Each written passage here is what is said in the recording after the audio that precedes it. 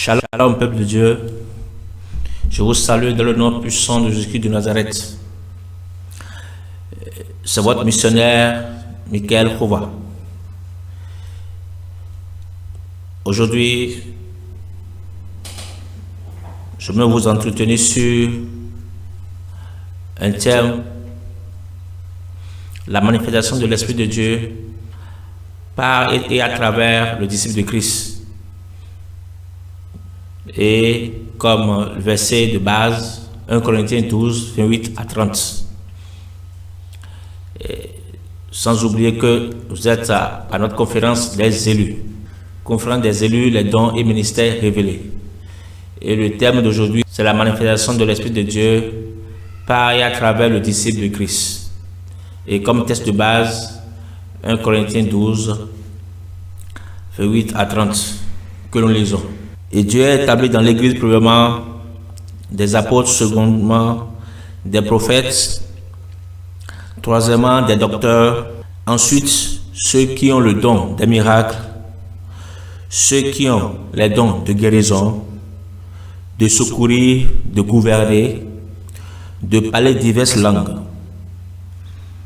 Verset 29. Tous sont-ils apôtres? Tous sont-ils prophètes? Tous sont-ils docteurs? Tous ont-ils le don des miracles? Tous ont-ils les dons de guérison? Tous parlent-ils en langue? Tous interpellent-ils? Paul parlait à l'église de Corinthe.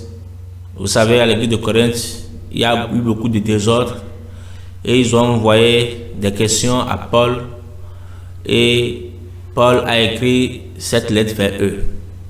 Et au niveau de 1 Corinthiens 12, 13, 14, il les a parlé par rapport au don, par l'amour, il a comparé le don de prophétie par rapport au don de langue. Mais ce qui nous concerne, c'est par rapport au don, au ministère que le Seigneur a établi dans l'Église. J'aimerais lire encore autre verset pour enregistrer encore ce que sont de dire dans Romains 12, 4 à 5, qui dit « Chacun de nous a dans un seul corps de nombreux membres, mais ces organes n'ont pas les mêmes fonctions. De même, alors que nous sommes nombreux, nous formons ensemble un seul corps par notre union avec Christ. Et nous sommes tous, et chacun pour sa part, les membres les uns des autres. » Le corps du Christ, aujourd'hui, nous le voyons un peu dispersé, divisé par rapport aux dons et au ministère. Le problème qui se passe aujourd'hui dans le corps du Christ, la même chose se passait aussi dans l'église de Corinthe, où Paul posait la question en réalité, mais cette question n'a pas pu être résolue par Paul lui-même. Et il a laissé la question en substance. Chacun de nous, nous sommes les membres les uns des autres, des organes des uns des autres. L'autre ne peut pas fonctionner sans l'autre. Je ne peux pas fonctionner sans toi, tu ne peux pas fonctionner sans moi.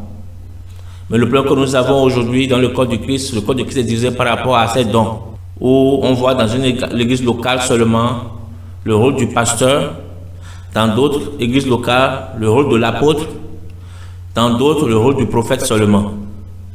Et nous voyons que chaque membre du corps du Christ, selon ce que Paul a en train de dire, que nous avons un don et un ministère à accomplir.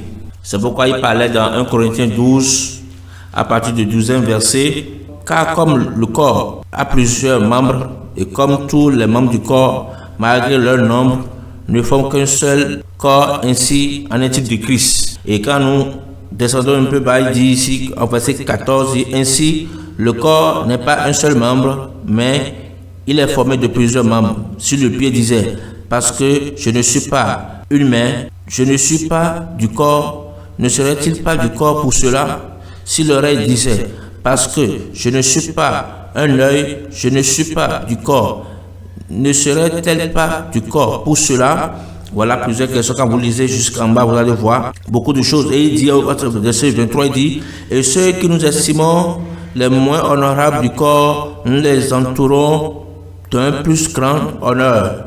Ainsi, nos membres les moins honnêtes reçoivent plus d'honneur. » Voilà. Parce qu'aujourd'hui, en réalité, dans l'église, aujourd'hui, dans le corps de Christ, nous connaissons seulement que les pasteurs, les prophètes et les apôtres. les autres dons, les autres ministères en réalité sont dans l'oubliette. Mais le Seigneur nous a donné la grâce aujourd'hui en réalité, à moi personnellement, de reconnaître d'abord et de révéler les dons et ministères à chaque membre du corps du Christ. Et de révéler aussi la destinée de chaque personne. Pourquoi tu es venu sur terre? Qu'est-ce que tu es venu accomplir sur cette terre? Et si tu es membre du corps de Christ, ou bien si tu es chrétien, tu es enfant de Dieu, le Seigneur t'a déjà appelé à son salut. Maintenant, il te confie en réalité un rôle, une fonction, une mission que tu dois accomplir sur la terre des hommes et dans l'église. D'où le Seigneur m'accorde en réalité ce don, c'est une grâce de révéler ces dons et ministères au peuple de Dieu. Et quand nous allons encore plus loin, je peux dire, vous devez savoir que tout le monde ne peut pas être pasteur, tout le monde ne peut pas être évangéliste, tout le monde ne peut pas être prophète, docteur, musicien ou chante. Tout le monde ne peut pas être. Parce qu'aujourd'hui, tout le monde peut être pasteur ou tout le monde veut être prophète aujourd'hui. Mais tout le monde n'est pas appelé à être prophète et être docteur.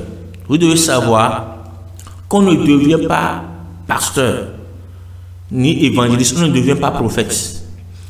Docteur, on ne devient pas apôtre, musicien, non. Et nous devons savoir que nous le sommes depuis le ventre de notre maman. On ne le devient pas. Nous voyons aujourd'hui une personne est devenue évangéliste, il fait l'œuvre et après il devient pasteur ou il devient prophète ou il devient apôtre. Ou bien il est en même temps docteur, il est en même temps pasteur. Ou bien il est en même temps prophète et en même temps pasteur. Je crois que la parole de Dieu ne dit pas les choses dans ce sens-là. Parce que nous avons accompli des dons, mais nous sommes appelés à accomplir un ministère dans le royaume.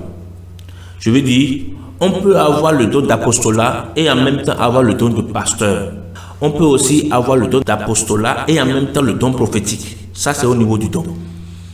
On peut avoir le don pastoral et en même temps prophétique.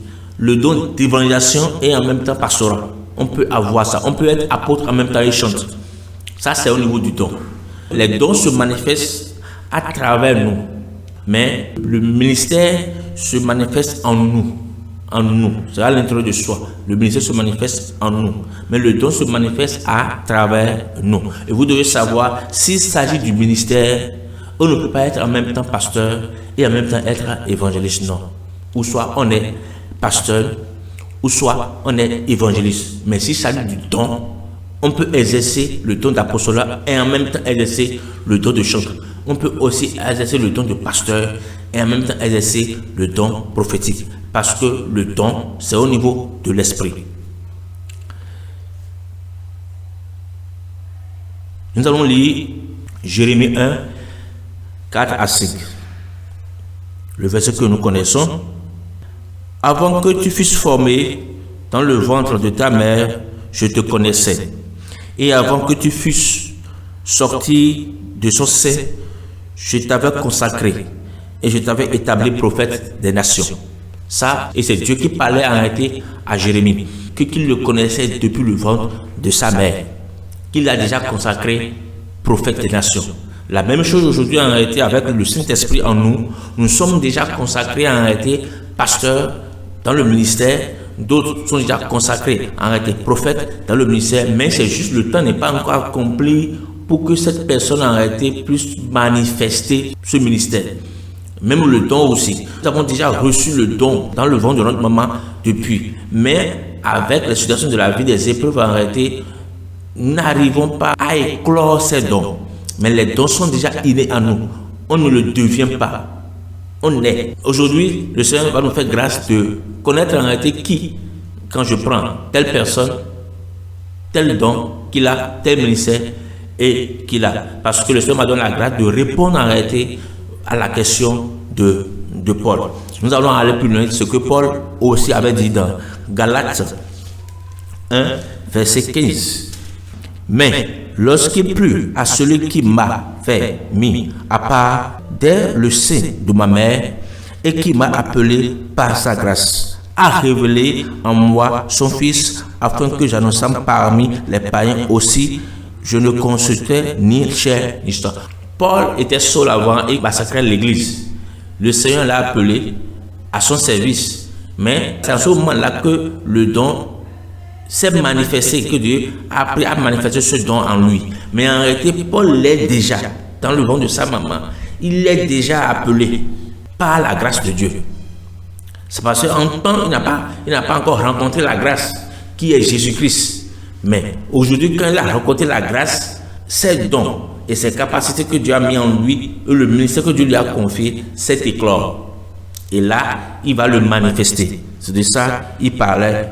Mais lorsqu'il plut à celui qui m'avait mis à part dans le sein de ma mère et qui m'a appelé par sa grâce, parce que Dieu l'a déjà appelé, déjà a accompli quelque chose déjà dans le sein de sa mère, comme Jérémie. Et de même pour nous tous sur la terre, nous sommes appelés à accomplir quelque chose. Nous sommes appelés à accomplir un ministère.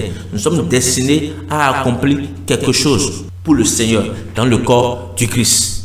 Tout membre du corps du Christ, tout enfant de Dieu est appelé à manifester un don, est appelé à manifester des dons, est appelé à manifester un ministère dans le corps du Christ. Et j'aimerais dire, comme le corps humain a besoin de tous ses organes, de même, le corps du Christ a besoin des différents dons et ministères pour son service spirituel. Et chaque chrétien doit avoir sa fonction propre et doit servir le Seigneur Jésus-Christ selon cette fonction.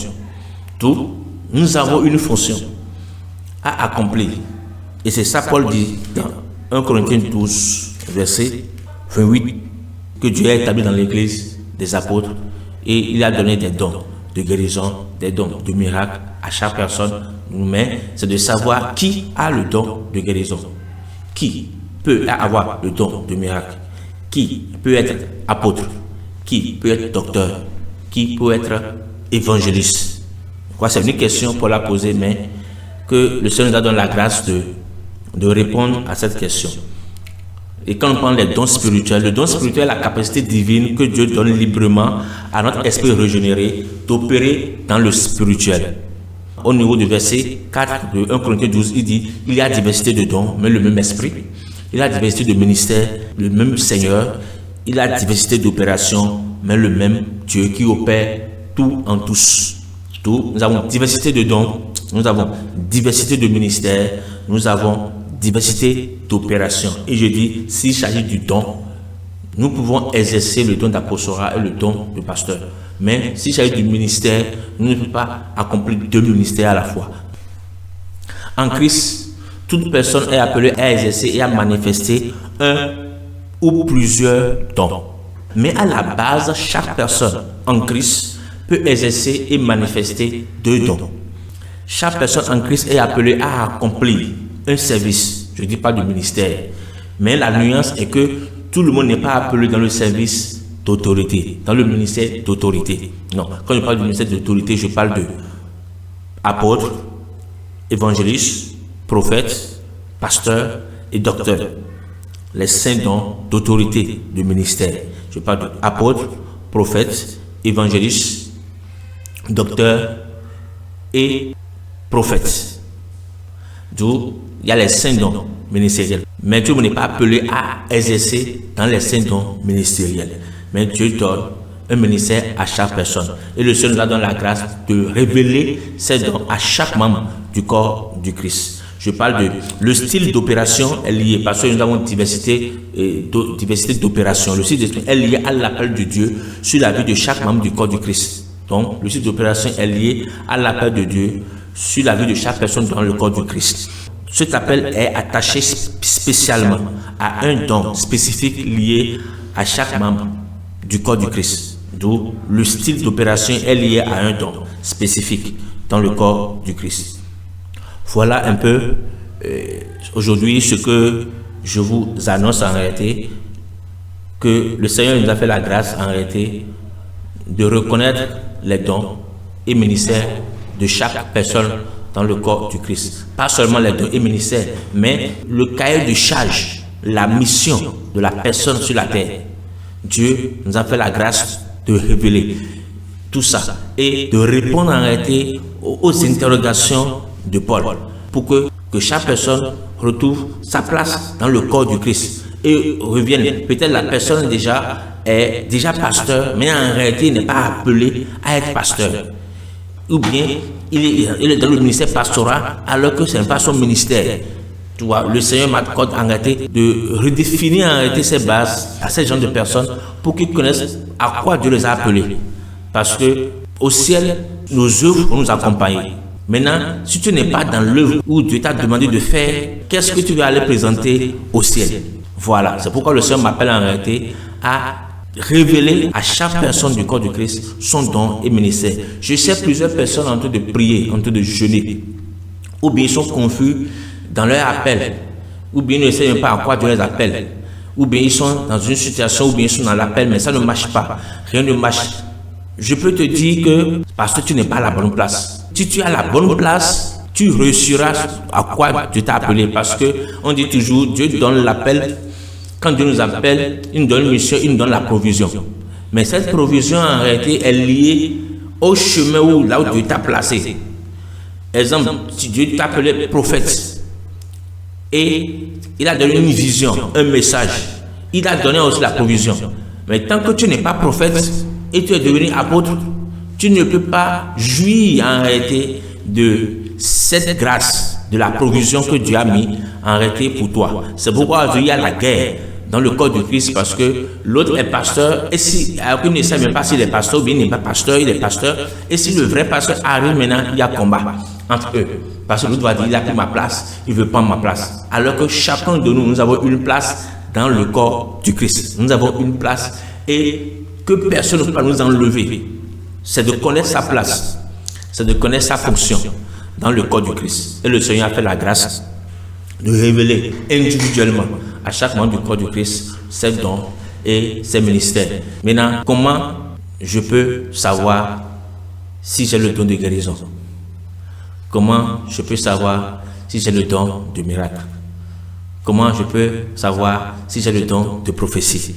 Parce que je veux expliquer en réalité, je peux avoir le don de prophétie et non avoir le ministère prophétique. Parce qu'il y a 3 dimensions dans le prophétique. Il y a l'esprit de prophétie, le don de prophétie et le ministère prophétique. Il y a ces 3 dimensions. Donc, je peux avoir l'esprit prophétique et ne pas avoir le ministère prophétique. Et ne pas avoir le don prophétique. Je peux avoir le don prophétique parce que le don est manifesté. Le don, on le voit. Tout le monde sent le don. Maintenant, le ministère, on ne le voit pas. Même soi-même ne peut pas reconnaître en réalité son ministère. C'est dans l'accomplissement du don qui nous amène en réalité au ministère de Dieu. Pour ceux-là, pour comprendre si ce qu'ils ont, est-ce que c'est le don pastoral, et ce qu'ils ont, est-ce que c'est le don d'évangélisation, ou bien c'est le ministère d'évangélisation, le Seigneur nous a accordé la grâce de le révéler. C'est pourquoi je suis là aujourd'hui pour vous l'annoncer par la grâce de Dieu. Pour nous contacter, vous allez voir à bas de l'écran et par la grâce de Dieu, on va discuter avec vous et vous révéler votre don et votre ministère. Shalom.